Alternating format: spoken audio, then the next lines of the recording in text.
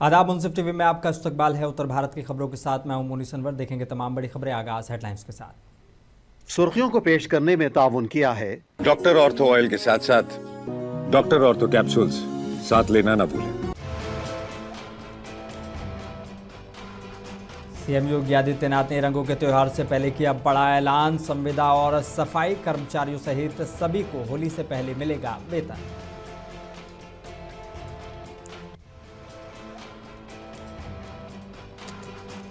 लोहाघाट चंपावत में काली कुमाऊं होली महोत्सव में पहुंचे सीएम पुष्कर सिंह धामे। लोक संस्कृति और पारंपरिक गीतों से सजा रंगों का उत्सव।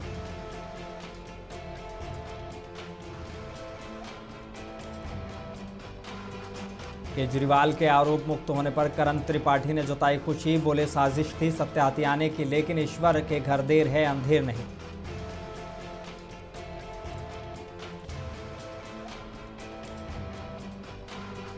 अलीगढ़ में क्रिकेटर रिंकू सिंह ने पिता को दी अंतिम विदाई। परिवार और समर्थकों के बीच बना रहा भावुक माहौल।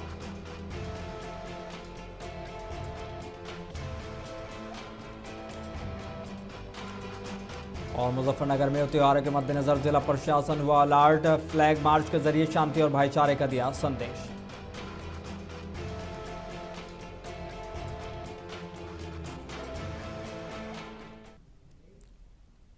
आगाज करेंगे उत्तर भारत के अहम और बड़ी खबरों के साथ। लखनऊ में सीएम योगी आदित्यनाथ ने सभी अधिकारियों को निर्देश दिए हैं कि नियमित आउटसोर्सिंग, संविदा और सफाई कर्मियों का वेतन होली से पहले हर हाल में जारी किया जाए।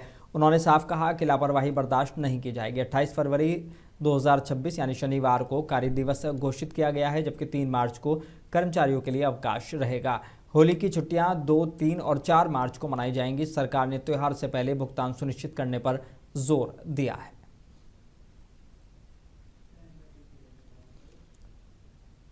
उत्तराखंड के लोहाघाट चंपावत में आयोजित काली कुमाऊं होली रंग महोत्सव में मुख्यमंत्री पुष्कर सिंह धामी शामिल हुए हैं। इस दौरान उन्होंने पारंपरिक होली गीतों और लोक संस्कृति का आनंद लिया और कलाकारों का हौसला बढ़ाया। सीएम ने कहा कि ऐसे आयोजन हमारी समृद्ध विरासत और सांस्कृतिक पहचान को मजबूत करते हैं। बड़ी संख्या में स्थानीय लोग और पर्यटक इस कार्यक्रम में मौजूद रहे, जिससे पूरा माहौल रंग और उत्साह में सरोबार नजर आया।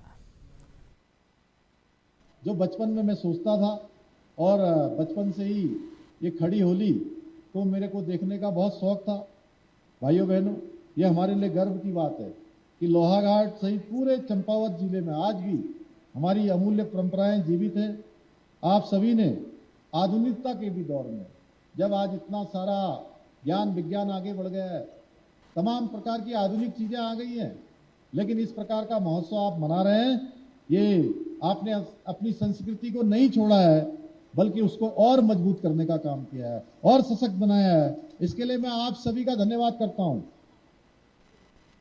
ये त्योहार, ये पर्व हमारी पहचान है, हमारी सांस्कृतिक पहचान है, जो हमें हमारी जड़ों और परंपराओं से जोड़ते हैं। इसलिए हमारी सरकार देवभूमि के इन सभी त्योहारों को, इन अनमोल त्योहारों को संरक्षित रखने के लिए, इनको संवर्धित रखने के लिए और नई पीढ़ियों तक पहुंचाने के लिए निरंतर काम कर रही है। हम सभी जानते हैं कि आज किस प्रकार से भारत की समृद्ध विरासत, जीवंत परंपराएं, उसके कारण से आज पूरा विश्व हमको देख रहा है। हमारी एक अलग छाप पूरी दुनिया के अंदर इन सब परंपराओं के कारण, इस सब संस्कृति के कारण पड़ रही है। ऐसे में हम सब की जिम्मेदारी और बढ़ जाती है कि हम अपनी लोक परंपराओं को, सांस्कृतिक विरासत को सजोकर अपनी नई पीढ़ी को भी इसको नई पीढ़ी तक पहुंचाने का काम करें। इसलिए मैं आप सब लोगों से आज के इस अवसर पर यह भी आग्रह करता हूं कि हम संस्कृति के इन आयामों को भली भांति समझें, भली भांति सीखें जिन्होंने नहीं सीखा है। दिल्ली में राउज एवेन्यू कोर्ट द्वारा आबकारी नीति मामले में अरविंद केजरीवाल और मनीष सिसोदिया को राहत मिलने के बाद कांग्रेस नेता हरीश रावत ने कहा कि यह गहरे मंथन का विषय है। उन्होंने कहा कि चुनावों के लिए संसाधनों की जरूरत अलग बात है, लेकिन उससे इतना बड़ा मामला बनना जरूरी नहीं था। अदालत ने कानूनी तौर पर बरी कर दिया, मगर चुनाव के समय जो हालात बने उन्हें वापस नहीं लाया जा सकता। रावत ने यह भी कहा कि इस केस का असर राजनीतिक गठबंधन और दिल्ली की सियासत पर पड़ा है। इस तरीके के मामले हैं जिन पर गहराई से चिंतन होना चाहिए। ये एक सत्यता है कि आपको गुजरात और गोवा में चुनाव के लिए संसाधन चाहिए थे, मगर आवश्यक नहीं कि उसके लिए कुछ ऐसा किया गया हो जिससे इतना बड़ा मामला बनता हो जितना बड़ा बनाया गया। अब जिस प्रकार से कोर्ट से वो भरी हुई है, लेकिन जो परिस्थितियां हैं, पुरानी परिस्थितियां तो खड़ी नहीं हो सकती हैं। अयोध्या से खबर है, अरविंद केजरीवाल को शराब नीति मामले में अदालत ने दोष मुक्त कर दिया है। समाजवादी पार्टी के नेता करण त्रिपाठी ने कहा कि केजरीवाल के साथ साजिश हुई थी, मकसद सिर्फ सत्य हाथी आना था। उन्होंने कहा कि कहीं ना कहीं भाजपा इस कोशिश में कामयाब भी रही, लेकिन ईश्वर के घर देर है अंधेर नहीं।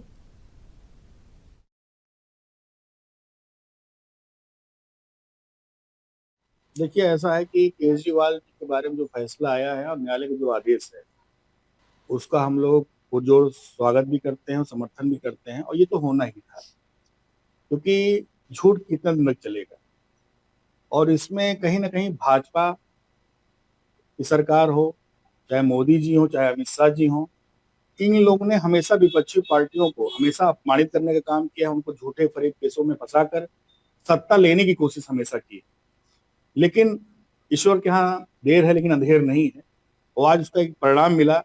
वहां के कोर्ट ने बाइज्जत जितने भी लोग थे केजरीवाल के साथ, देश के लोग, सबको उन्होंने बरी कर दिया। उत्तर प्रदेश के अलीगढ़ में भारतीय क्रिकेटर रिंकू सिंह ने अपने पिता खामचंद सिंह की अंतिम यात्रा में हिस्सा लिया है। गमगीन माहौल के बीच परिवार, रिश्तेदारों और स्थानीय लोगों की मौजूदगी में अंतिम संस्कार की प्रक्रिया पूरी की गई। रिंकू सिंह इस दौरान बेहद भावुक नजर आए।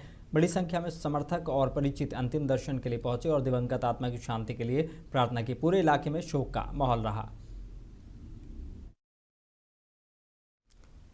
मुजफ्फरनगर में होली, रमजान और ईद के मद्देनजर पुलिस पूरी तरह सतर्क है। शहर के कोतवाली, खालापार, सिविल लाइन और नई मंडी क्षेत्रों में भारी पुलिस बल के साथ फ्लैग मार्च किया गया।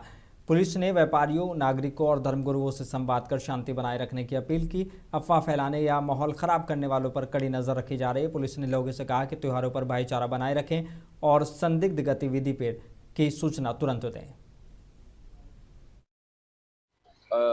आने वाले समय में अभी बहुत जल्द होली आ रही है और रमज़ान का महीना भी चल रहा है, ईद भी आने वाली है, फिर नवरात्रि भी आएगी। इस सब के दृष्टिगत आज शहर की पुलिस फोर्स ने एक फ्लैग मार्च निकाला है और इसके माध्यम से हम लोग प्रदर्शित करना चाहते हैं कि पुलिस मुस्तैद रहेगी त्योहारों पे। जिसको भी पारंपरिक और शांतिपूर्ण तरीके से त्यौहार मनाना है, उसको पूरी आज़ादी है और वो खुल के मनाएं। लेकिन साथ ही जो एंटी सोशल एलिमेंट्स हैं, जो हुड़दंग करना चाहते हैं, महिलाओं से छेड़छाड़ करते हैं, ऐसे सभी लोगों के खिलाफ बहुत जल्द और बहुत सख्त कार्रवाई की जाएगी। ये मेरा संदेश है। सर, पुलिस की आगे की रणनीति क्या है? बिजनौर में होली और रमजान के मद्देनजर पुलिस पूरी तरह सतर्क है। सीओ नगीना अंजनी कुमार ने होली के जुलूस मार्ग का जायजा लिया। त्योहारों के दौरान पुलिस बल अपने साथ साथ पैदल गश्त कर रही है। बतौर भीड़भाड़ वाले इलाकों में नजर बनाए रखी जा रही है। रमजान के दूसरे जुमे की नमाज के लिए मस्जिदों के बाहर भी पुलिस का कड़ा पहरा था। लोगों ने शांतिपूर्वक नमाज अदा की और पुलिस प्रशासन ने यह सुनिश्चित किया कि कोई भी असामाजिक गतिविधि न हो।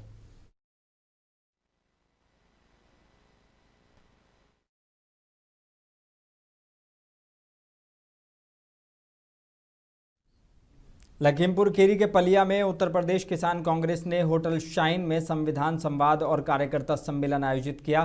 कार्यक्रम में मुख्य अतिथि के रूप में कांग्रेस के मीडिया विभाग के वाइस चेयरमैन मनीष हिंदवी मौजूद रहे। संविधान संवाद कार्यक्रम के दौरान कांग्रेस के द्वारा किए जा रहे कार्यों के बारे में विशेष रूप से जानकारी दी गई। इसके अलावा आगे होने वाले कार्यक्रम की भी जानकारियां दी गई। साथ ही आयोजित प्रेस वार्ता के दौरान कांग्रेस के पदाधिकारियों ने केंद्र और प्रदेश की भाजपा सरकार पर जमकर हमला बोला। पूरे देश में उत्तर प्रदेश सरकार की कुनीतियों के खिलाफ और जन विरोधी काम के खिलाफ हम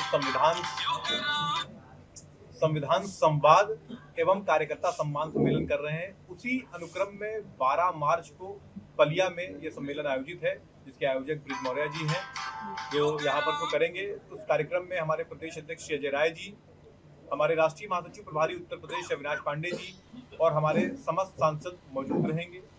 हम इन कार्यक्रमों के जरिए जो भी SIR का मुद्दा है, मनरेगा का मुद्दा है, इस सरकार का जो लॉ एंड ऑर्डर ध्वस्त हो गई है, उत्तर प्रदेश के जो युवाओं के मुद्दे हैं, जो महिलाओं के खिलाफ अपराध बढ़ा है, उन मुद्दों को और इसके अलावा जो लोकल इश्यूज हैं उनको इन संविधान संवाद सम्मेलन के जरिए हम उठा रहे हैं। और झांसी के गुरसराय नगर में प्रस्तावित सामूहिक कन्या विवाह को लेकर बैठक आयोजित की गई है। पूर्व विधायक ब्रजेंद्र कुमार व्यास ने बताया कि 8 मार्च को ये भव्य विवाह समारोह खैर इंटर कॉलेज मैदान पर होगा। पूर्व प्रधानाचार्य अखिलेश पिपरिया ने गरीब कन्याओं के विवाह को सामाजिक सरोकार से जुड़ा कार्य बताया और लोगों से सहयोग की अपील की। बैठक में अन्य गणमान्य नागरिकों ने भी विचार व्यक्त किए और समारोह को कामयाब बनाने का संकल्प लिया। जो सामूहिक शादियों कार्यक्रम निर्णय लिया गया है, वो 11 सामूहिक शादियां हैं, वो इंटर कॉलेज के प्रांगण में होना है, ये तय हुआ है। कितने तारीख को? 8 मार्च को। तो जो कन्याएं होंगी जी कहाँ, विधानसभा क्षेत्र की होंगी, कहाँ की होंगी? अब देखिए, ये तो एक कमेटी का निर्णय था जिन्होंने सिलेक्शन किया है, इतना मुझे जानकारी नहीं है, लेकिन हाँ, विधानसभा की हो चाहे बाहर की हो, इससे कोई विषय नहीं है। विषय ये है कि गरीब हो, जो वास्तव में जिनको आवश्यकता हो मदद की, वो कैटेगरी को हम लोगों ने चयनित करने का प्रयास किया। इसके लिए रजिस्ट्रेशन कब से आपके प्रारंभ होगी, कहाँ पे होंगे, कहाँ आना पड़ेगा? रजिस्ट्रेशन हो चुके हैं, जैसा वो बता रहा है। कंप्लीट हो गए पूरे? यस।